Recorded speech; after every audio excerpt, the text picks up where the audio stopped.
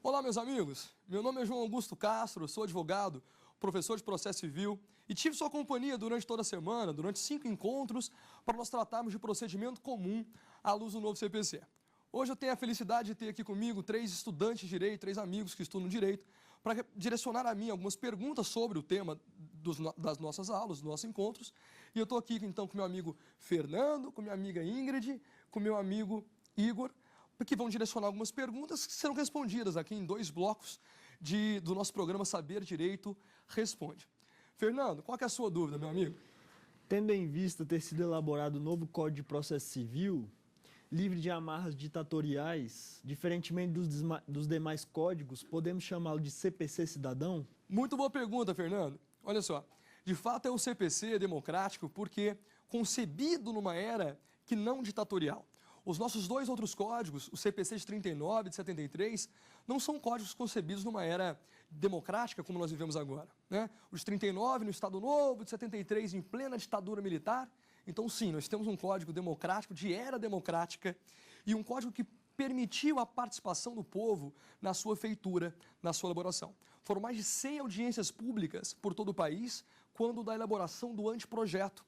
Antes mesmo de ser entregue ao Senado, esse código passou por audiências públicas, onde as pessoas puderam sugerir saídas, sugerir propostas para o novo código.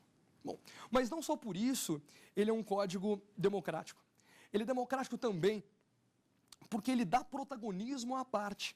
É um código que permite que o grande protagonista do CPC, o grande protagonista do procedimento, seja de fato aquele que merece o protagonismo. O grande protagonista do novo CPC é o jurisdicionado. Não é à toa que esse código fala de princípio da primazia da decisão de mérito. O advogado eventualmente erra e deixa de juntar uma procuração com agravo no instrumento. Não é por isso que a parte não merece ter seu agravo julgado. É um código que permite cooperação, que fala no artigo 6º sobre o ideal de cooperação, que muitas vezes parece uma coisa muito utópica, mas ele cria situações em que a cooperação ela é típica. Então, é um código que dá protagonismo à parte, que põe fim ao livre convencimento motivado do juiz, que traz no contexto do CPC a ideia dos precedentes, que é uma questão importantíssima às partes, que dá previsibilidade às decisões judiciais. Então, sim, é um código democrático porque dá protagonismo à parte, é um código democrático porque concebido em era democrática, fugindo à regra dos 2 antecedentes, do antecedente código de 39 e do antecedente código de 73. Tudo bem? Eu quero ouvir agora a minha amiga Ingrid. Bom, sobre o princípio do contraditório, que já é previsto no artigo 9º do novo CPC, por que mesmo já disposto na Constituição Federal, ele precisou estar descrito especificamente para ficar claro no novo CPC também? Olha só que importante. Professor, que novidade tem contraditório no novo CPC? Porque se a Constituição já fala em contraditório, por que repetir? Uma vez que todas as leis infraconstitucionais buscam o seu fundamento de validade na Constituição, por que repetir no novo Código? Que grande novidade é essa? É bem verdade que esse CPC novo, ele traz algumas coisas óbvias, mas o professor Freitas Câmara tem uma colocação que eu acho muito pertinente, Ingrid. O óbvio, às vezes, tem que ser dito. O óbvio tem que ser dito. Veja, até então, quando nós falamos em princípio da isonomia, ninguém esquece que isonomia substancial é tratar de maneira igual quem é igual e de maneira diferente quem é diferente. Mas, na verdade, todos os princípios constitucionais devem ser lidos de forma substancial. O contraditório que nós aprendemos antigamente não serve para as relações atuais. O contraditório que eu aprendi, o contraditório que é pautado pelo dever de informação e reação, é muito pouco para um contraditório que hoje tem que ser substancial. Então, o novo CPC, quando cuida do contraditório, trata esse contraditório como um contraditório substancial, um contraditório efetivo. E o óbvio tem que ser repetido. O artigo 1º do CPC diz o óbvio também. Diz, esse código inteiro deve ser lido à luz da Constituição. Uau! Que grande novidade é essa, professor? O óbvio tem que ser dito. E mais que isso, a gente é muito mais acostumado a seguir, a aceitar um comando de uma lei infraconstitucional, parece que isso tem mais vigor, às vezes, do que a própria Constituição. É muito comum que uma lei municipal seja mais respeitada pelos cidadãos do município do que a própria Constituição, quando elaborada. E olha só, contraditório no novo Código, ele vai permitir um contraditório substancial, eu dizia, no seguinte sentido. Não basta o juiz oportunizar a informação e a reação. Ele deve levar em conta a reação tomada pela parte. Quando eu oportunizo que você reaja, essa reação só é honesta, esse contraditório só é efetivo, só é verdadeiro, se aquilo que você reagiu, se a sua participação no processo é levada em conta quando no julgamento. Então, o artigo 489, parágrafo 1º, diz que não é fundamentada a sentença, não são fundamentadas as decisões quando se limitarem a repetir teor de lei e que não passarem por todos os argumentos lançados pelas partes, ainda que apenas em tese sejam capazes de infirmar a decisão do juiz. Então, contraditório é informação, é reação, mas é também a garantia do poder real de influência. E mais especificamente a pergunta sua, quando você fala em artigo 9º, artigo 10, é um contraditório também que veda a surpresa processual. A parte não pode ser surpreendida com uma decisão que lhe é contrária sem que ela tenha tido a oportunidade de debater aquela tese. Ainda que se trate no artigo 10, olha que especial isso, ainda no artigo 10 que se trate de matéria que o juiz possa conhecer de ofício. Veja bem, mesmo que a matéria seja cognoscível de ofício, eventual nulidade, eventual falta de um pressuposto, o juiz não pode conhecer da matéria de ofício, ainda a matéria de ofício, sem oportunizar que as partes exercitem contraditório sobre ela. Conhecer de ofício não é conhecer sem oportunizar contraditório. Conhecer de ofício é conhecer sem ser provocado. Eu não preciso ser instado para conhecer uma ilegitimidade da parte. Mas uma vez verificada a ilegitimidade, eu não posso tomar a decisão sem antes dar às partes a oportunidade de manifestação. O artigo 317 é mais efetivo ainda, no sentido de que não pode o juiz proferir nenhuma decisão que extinga o processo sem resolver o mérito, sem antes oportunizar que as partes se manifestem sobre ela. Tudo bem? Meu amigo Igor, diz para mim. Professor, eu gostaria de saber como ficaram as tutelas de urgência no novo CPC. Importante pergunta do Igor, viu? Tutela de urgência no novo CPC. Bom, primeiro vamos tratar da tutela de urgência hoje, não para exaurir o tema, mas para nós lembrarmos o que é a tutela de urgência no CPC de 73, no Código Pusaidiano. Bom, no CPC de 73, nós concebemos, né, Igor, tutela de urgência como sendo a tutela antecipada, a tutela cautelar. No novo CPC isso é mantido. As tutelas urgentes são mantidas? Sim, mas com uma rubrica diferente. Se nós pegarmos, Igor, o livro 5 da parte geral do novo CPC, livro 5 da parte geral do novo CPC, ele cuida do título Tutelas Provisórias, com o nome Tutelas Provisórias, o livro 5. Matéria que vai do 294 ao artigo 311. E ali uma divisão muito importante. O que ele chama de tutela provisória é o gênero, de que são espécies a tutela de urgência e a tutela de evidência. Então, no novo CPC, a tutela de urgência é uma espécie de tutela provisória. E entre as tutelas de urgência, nós temos a tutela cautelar e a tutela antecipada. Aí, no sentido interessante, você vai gostar disso, porque nós temos hoje uma dificuldade de interpretar quais são os requisitos para cautelar e quais são os requisitos para a tutela antecipada. Um é fumus boniuris, o outro é verossimilhança. O novo CPC, ele condensa no artigo 300 todos os requisitos para qualquer tutela urgente. Eu vou demonstrar probabilidade do direito, mais perigo de dano ou risco ao resultado útil do processo. Probabilidade do direito, mais risco de dano ou risco ao resultado útil do processo. Esses requisitos para qualquer tutela urgente, que o novo CPC concebe como sendo a tutela cautelar e a tutela antecipada. Falar, professor, então não tem novidade? Tem.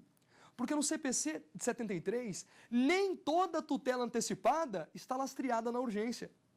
Nem toda tutela antecipada do CPC de 73 tem vínculo com urgência. Nós verificamos no 273, parágrafo 6º, por exemplo, que o juiz antecipa a tutela quando o pedido se mostrar incontroverso. Isso não é tutela urgente, ela é antecipada, mas não urgente. Então o CPC vai dividir tutela de urgência de um lado, tutela de evidência de outro. As tutelas de evidência são as tutelas provisórias, que são concedidas não lastreadas na urgência, mas lastreadas na evidência do direito. O direito é tão evidente que eu não preciso da urgência. Então, no novo Código, nós temos as tutelas provisórias como um gênero, do qual são espécies tutelas de urgência, tutela de evidência. Entre as tutelas urgentes, nós temos as tutelas antecipadas e as tutelas cautelares. As antecipadas e cautelares, então, sempre urgentes. A antecipada, sempre satisfativa. acautelar uma providência assecuratória do resultado final. Tudo bem? Logo, logo a gente volta no nosso bloco número 2 para continuarmos com a rodada de perguntas e você é meu convidado. Então, aguarde um pouquinho, logo, logo a gente volta para o nosso próximo bloco de perguntas. Muito obrigado.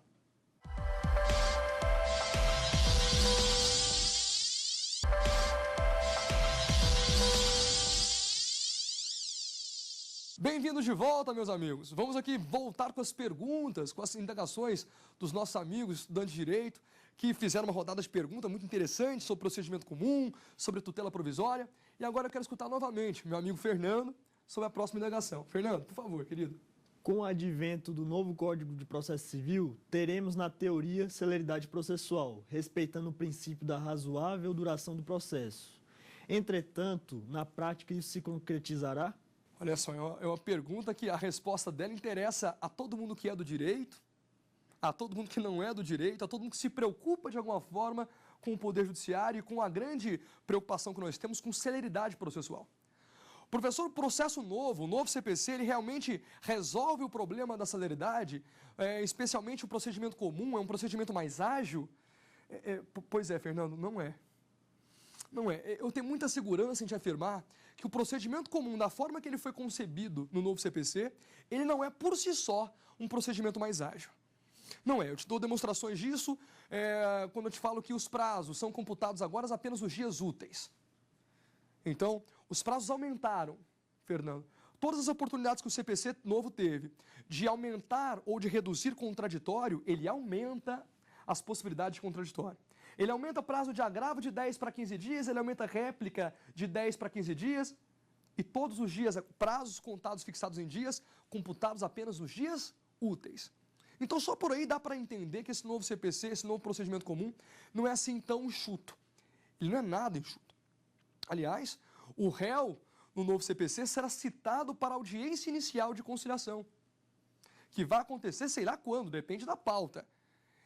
E uma vez citado para essa audiência de conciliação, comparecendo à audiência e a tentativa conciliatória sendo frustrada, é que começa o prazo para para apresentação da contestação.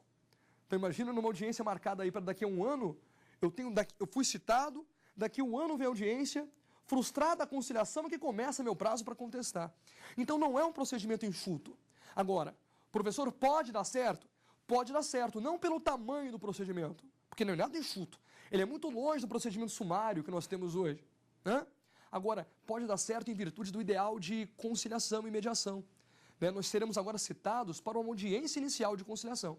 E aí sim, se essa conciliação for efetiva, se ela acontecer de maneira honesta, nós teremos aqui muito êxito nas conciliações a ponto de terminar vários processos na audiência inicial de conciliação. Aí sim, porque se nós persistirmos na marcha processual após a audiência, ele não é nada enxuto.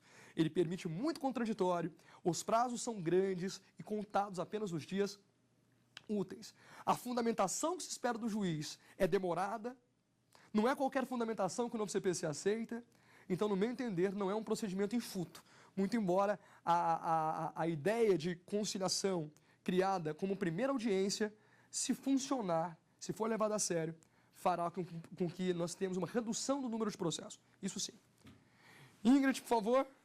Bom, ao tratar da cooperação, né, durante o processo disposto no artigo 6º do novo CPC, não há muita subjetividade no texto, assim, como que eu posso atestar que realmente houve a cooperação? Olha que pergunta bacana. Professor, esse negócio de cooperação do artigo 6º do novo CPC não é um negócio muito utópico, não? Porque uma coisa é falar, coopere partes. Outra coisa é conceber formas de cooperação efetiva no novo código. Eu acho que é nesse sentido a sua pergunta, né? Veja, é fato que o artigo 6º do novo código fala que as partes, todos os sujeitos do processo, devem cooperar entre si para que se obtenha em tempo razoável uma solução integral do mérito. É verdade. Agora, a sua pergunta até me faz lembrar de um artigo que eu li do Conjua, onde ele falava que esse princípio era o princípio dos ursinhos carinhosos, né? Onde uma parte nunca ajudaria a outra. Mas veja, nós não podemos entender cooperação como um ideal de ajuda processual. Ninguém aqui tinha um romantismo de interpretar, de entender que o réu ajudasse o autor municiando ele com provas e vice-versa. Não é essa a intenção do Código. Cooperar é operar o processo em conjunto. Operar é operar o processo em conjunto. É alguma coisa entre o princípio inquisitivo e o princípio dispositivo. Não é um processo inquisitivo, mas também não é um processo onde só a parte participa. É um processo no meio termo, onde todos cooperam para o resultado útil do processo. Pessoal, mas ainda assim, achei utópico. Tem previsão típica disso? Tem. Vou te demonstrar um artigo que ele parece banal, parece que a grande mudança dele foi outra, mas eu vou tentar demonstrar que a grande mudança dele é a cooperação. Nós sabemos que atualmente, no artigo 284 do CPC de 73, o juiz determina a emenda da petição inicial num prazo de 10 dias. E a lei não determina que ele estabeleça, que ele informe a parte autora qual vício a ser sanado. O juiz pode simplesmente intime-se o autor para emendar a petição inicial no prazo de 10 dias à luz do artigo 284. No novo CPC, não. No novo CPC, à luz do artigo 321, intima-se o autor, dá a ele um prazo de 15 dias para emendar a petição inicial, devendo o juiz, agora por força de lei, devendo o juiz estabelecer o vício expressamente a ser corrigido. Juiz, já que Vossa Excelência sabe qual a correção deve ser feita, coopere. Escreva, porque isso evita novas emendas. Olha, o vício é esse, o valor da causa está indicado de maneira errada. O vício é esse, não tem a indicação do endereço do réu. O vício é esse, não tem endereço eletrônico. Coopere. Quer ver um outro ideal disso? O artigo 357. O artigo 357 fala do saneamento processual. É aquela ideia de saneamento por decisão saneadora. Mas, se o juiz entender que o processo está muito complexo, parágrafo 3º do artigo 357, ele convida as partes para sanear o processo em cooperação com ele. Olha que bacana. Um ideal de cooperação no saneamento. O juiz no saneamento fixa pontos controversos, identifica as questões processuais pendentes, é uma decisão importantíssima às partes. Se o processo é muito complexo, o juiz intima as partes, convidando-as. Eu acho importante o termo que a lei usa. Não se coopera por intimação, se coopera por convite. Eu te convido para cooperar numa audiência de saneamento em cooperação. O artigo 357, parágrafo 3º, então, traduz um ideal de cooperação. E outro importantíssimo, olha que bacana esse, o artigo 190. O artigo traduz cooperação também, sem sombra de dúvida. O autor e réu, vocês podem fazer acordos no processo. Ah, que novidade. Que novidade, lei. Nós sempre podemos fazer acordo. Não, calma. Acordo sobre as regras do jogo. Vocês podem criar um procedimento à medida de vocês. Olha, um acordo anterior ao processo, inclusive, para reduzir prazos processuais, para ampliá-los, para dobrar todos os prazos, para diminuir pela metade todos os prazos, para abrir mão de recurso, para divisão de custos processuais desde o início, para evitar penhora de bens, para evitar execução provisória. Nós criamos um acordo prévio ao processo para definir como ele servirá para nós dois. Isso é um ideal de cooperação também, no que os autores chamam de cláusula geral de negociação processual. Uma negociação ampla sobre as regras do jogo, do artigo 190. Tudo bem? Meu amigo Igor, como que eu posso te ajudar, meu amigo? Professor, como não há mais o agravo retido no novo CPC, como ficou a questão da impugnação às decisões interlocutórias? Pois bem, veja, é fato que o artigo 994, ele exclui algumas modalidades recursais que até então nós estávamos acostumados com elas. Né? Não existe mais a previsão do agravo retido no novo CPC. Bom, professor, se não tem mais agravo retido, o que fazer contra uma decisão interlocutória? Veja, nós não temos mais agravo retido, mas concebemos ainda a figura do agravo de instrumento. Igor, há ainda a previsão de agravo de instrumento. Inclusive, num rol do 1015, artigo 1015, um rol que tem muitas possibilidades. 13 incisos, mais um parágrafo que enumera outras situações para agravar de instrumento. Mas a dúvida pode ser, professor, e se não cair dentro dessas situações para agravar de instrumento, o que fazer? Não é uma decisão inter, não passível de agravo de instrumento, porque eu olhei o rol do 1015 e não tem essa decisão lá, o que fazer, uma vez que nós não temos mais agravo retido? Veja, eu afirmo sempre que o advogado no novo código não perdeu em recorribilidade. Tudo que ele podia recorrer, ele continua podendo recorrer. Às vezes não mais pelo mesmo nome de recurso. Então veja, toda decisão interlocutória que não for passível de agravo de instrumento não gerará preclusão. As decisões interlocutórias que não sugerirem agravo no instrumento não estarão sujeitadas à preclusão. Não se sujeitam à preclusão. Então, o juiz indefere uma prova. Cabe agravo no instrumento? Não. O que eu faço? Nada. Antigamente, nós agravaríamos retido para evitar que a decisão precluísse. Agora, ela não preclui. Se ela não preclui, eu deixo como está. Mas, professor, quando recorrer dela? Em eventual recurso de apelação, preliminarmente, eu posso discutir quaisquer decisões interlocutórias que não sugeriram agravo no instrumento. Já que elas não precluíram, eu vou poder me voltar contra essas decisões em preliminar da apelação. Se nós percebemos bem, não há tanta mudança, uma vez que o agravo retido também era julgado preliminarmente a apelação. Agora eu só não preciso mais agravar. Já que ela não preclui, eu não agravo. Quando da futura apelação, eu instigo o tribunal a resolver também os meus problemas, minhas indagações, minhas irresignações com relação às decisões interlocutórias que podem ser discutidas aqui, porque, repito, à luz do artigo 1009, elas não precluem. Então, eu não tenho um agravo retido. Não existe mais a previsão do agravo retido, mas a apelação ganhou mais corpo. A apelação servirá para impugnar sentença e também para impugnar quaisquer decisões interlocutórias não sujeitas a agravo de instrumento. Tá legal? Bacana. Deixa eu voltar aqui com meu amigo Fernando. Fernando, mais uma pergunta, querido? O novo CPC trouxe a obrigatoriedade da audiência de conciliação. Essa audiência sempre irá acontecer? Pois bem, Fernando, boa pergunta, querido. Veja só, a gente falou tanto de conciliação, né, durante o curso. A audiência de conciliação, tudo é conciliação e mediação agora. Mas, professor, a pergunta dele é muito importante. Sempre acontecerá essa audiência? Pois é, o artigo 334, anotem aí, galera de casa. 334, parágrafo 4º. Diz que em duas situações ela não irá acontecer. Em duas situações nós não teremos audiência de conciliação. Na primeira delas, na situação em que o juiz sequer a designou. Nos casos que envolvem direitos indisponíveis, quando não é possível transacionar, o juiz sequer designa a audiência de conciliação.